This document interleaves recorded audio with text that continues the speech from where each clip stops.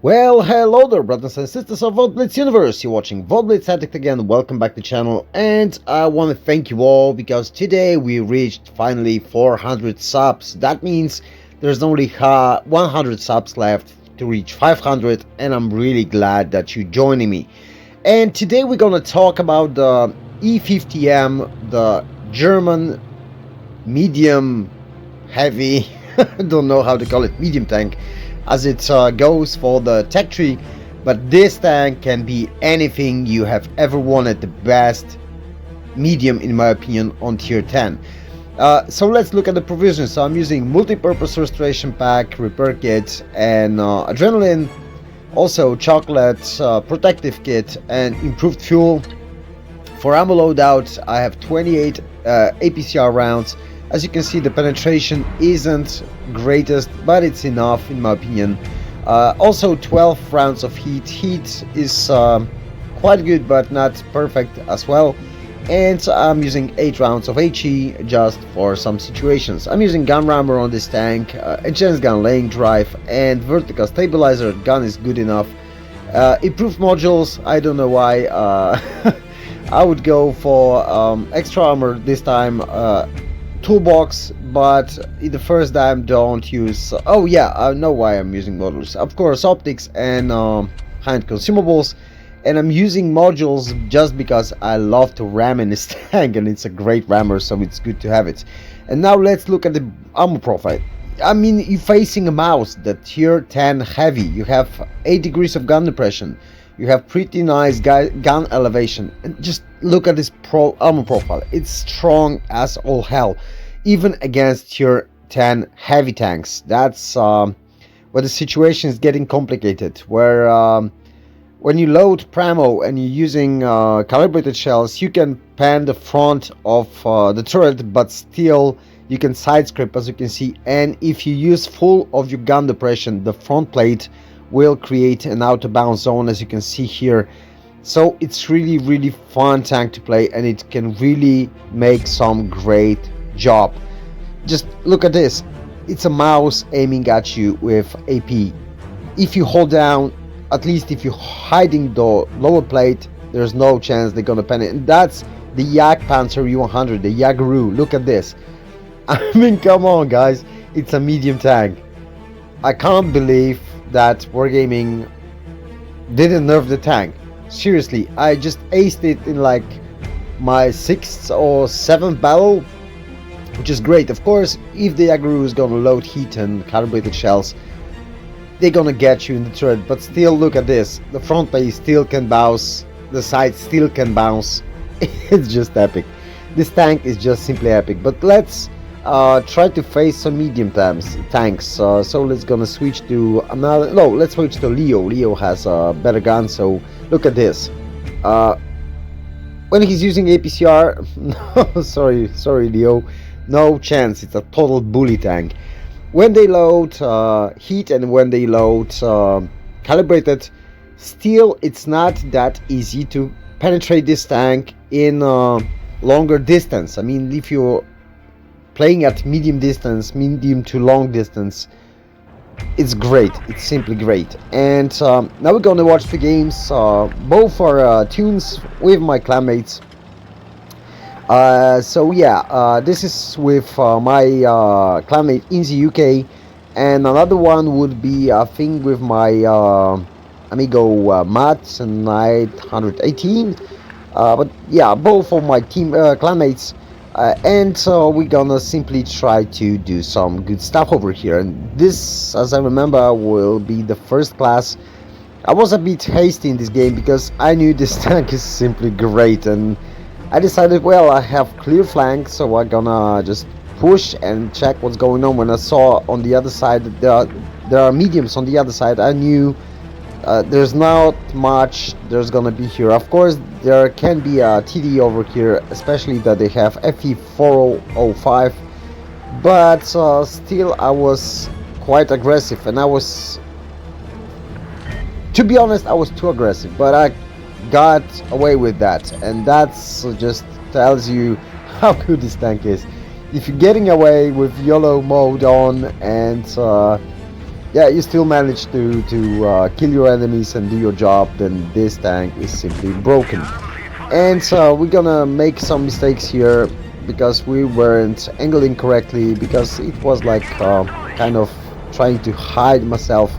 I know this FE4005 would love to know me. I'm trying to sidescript here, but the projectile was able to penetrate me, which was a shame. And by the way, projectile's armor is also quite nice, as you can see, but the pan isn't great. Like I told you, the pan on E50M isn't great. It's not bad, but it isn't great. But still, it gives you opportunity to bounce many shells. If I was side scraping instead of poking out like that, I would be yeah, healthier than I am here. But yeah, now we're gonna try to do some damage. I wasn't going for the HE because in most cases they are using spallliners. At least I would use spallliner in my FE because it's a paper tank. It's a paper tank, and everyone knows that. Now how this this is how the armor works. You can bounce the largest TD shells, and like I told you, like you've seen in the armor inspector, you can easily bounce TDs like the Yaguru if you angle out correctly, if you go bitch hole down. But you also can use your mobility. I mean, like, this tank is great all-rounder. It can be a bully, especially when you are a top tier. It can be freaking heavy if it needs to be heavy. It can be a spotter if it needs to be a spotter, but the camo values aren't great because this tank is larger than Mark 6. I mean, seriously, this tank is larger than M6, Mark 6, Chieftain Mark 6, and Mark 6 is a tier 10 heavy tank. So that means you have poor camo, but you have really great armor profile. You have decent mobility, maybe not perfect, maybe not extremely good, but still a decent mobility.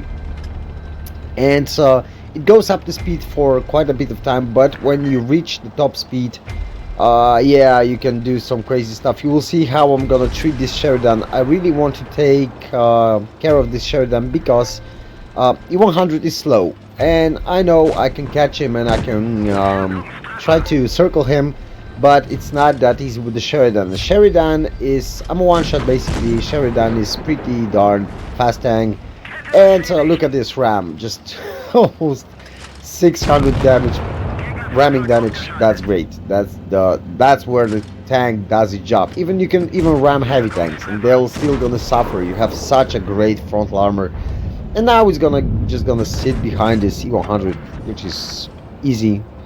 But we did almost 5k damage. It was over, yeah. So 4,600 damage. Got a first class, got Brodenson arms.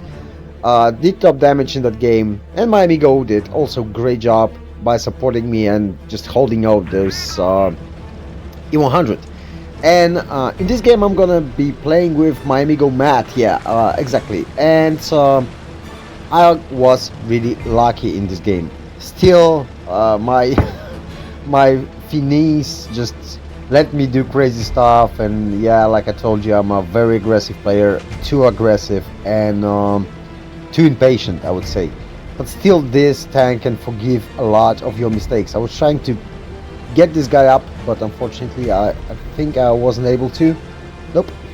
So yeah, I decided just to help him out, but he backed up, so yeah, I couldn't also get here. But I was expecting that. Still worth trying from time to time, just because I was there. But yeah, this game is gonna be quite unusual, I would say, because we did a lot of mistakes in this game. We were lucky as all hell in this game. The RNG wasn't on our side at the first part of this game, but later on it's gonna help me a lot. And like I told you, you have 8 degrees of gun depression. Maybe that's not perfect, but it's good enough, I would say. But still, we're in a crossfire. The heavies are on the other side. They're shooting my butt, and those mediums, the pesky mediums, are sitting in front of me, and it's really hard to do anything.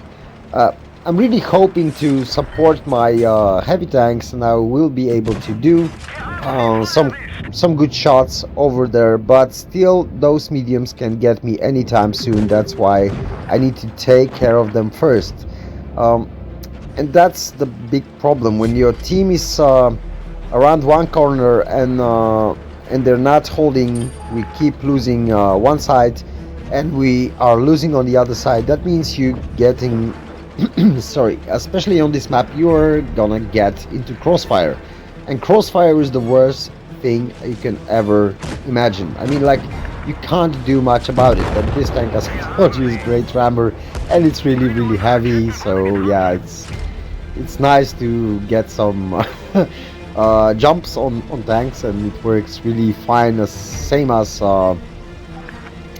being a bully and just punching them straight in the face, just just by ramming. And here is where the fun part begins. So it's 4 against 3. My amigos are trying to go somewhere, I don't know where. One of them, Matt, is trying to spot, so that's great, but still he's low health, and that's not gonna be a good idea. I mean, we're in a situation where we can't do much. Of course, we have base A, they have base C. Oh, my amigo is full health right now, so yeah, so great for him to participate, and we're gonna try to get some shots on this E4, and it would be nice to get him done, because it's a nasty heavy tank, TD with big gun, and pretty darn good accuracy, even though it's quite a derpy gun. And I'm quite concerned about positioning of the Reds, because they are near to B cap. If they try to cap, there's not much I can do, and now it's 2 against 4. My amigo was able to, oh no, it wasn't my amigo died right now, so it's 2 against 3, but I was able to get one shot in, and yeah, basically try to, like I did here, let's try to stay hold down. You can bounce a lot of shells, but when it's time to move, you need to move. You're a medium tank, you still can't be sitting in one place trying to win the game.